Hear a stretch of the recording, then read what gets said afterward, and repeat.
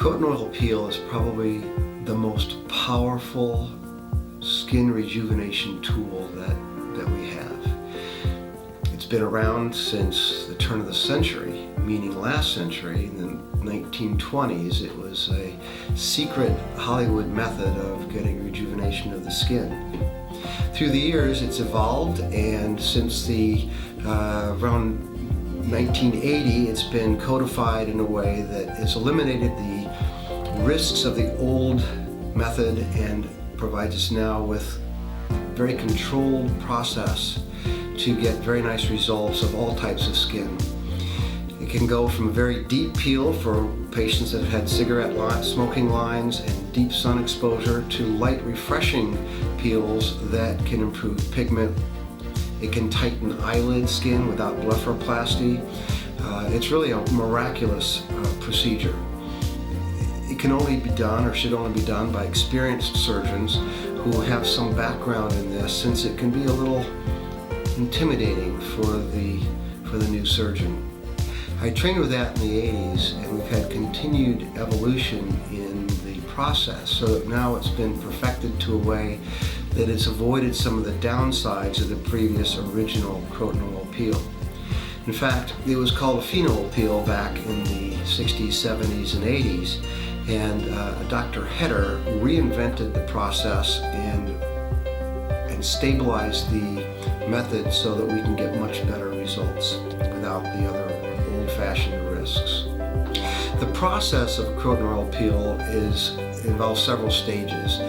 You need to have a good prep of your skin, and so retinoids are used, Retin A for example, to prep the skin and improve the skin epidermal turnover so that you get a more uniform chemical peel. Then, under general anesthesia, with a little local anesthesia as well, we'll remove the outer oils from your skin with a degreasing agent so that the chemical peel can be applied in a uniform fashion with a uniform absorption. Then, using different strengths, and that was the change that Dr. Heder identified in his landmark articles of the 80s, so that we could give really detailed treatment to different skin, like the eyelid skin being very much thinner than the mouth skin, for example. So a low concentration is used for eyelids. It can get rid of that crepey looseness that's present, often to avoid the need for a blepharoplasty. Then for forehead and temple and cheek skin, a little bit deeper concentration, or more concentrated form, I should say, for a little bit deeper peel. And then the deepest peel for around the mouth and even the nose. The neck is an area we don't peel for wrinkles. And then treat from eyelid to forehead to temple to cheek to mouth over the course of about 45 minutes. Then you wake up and you go home.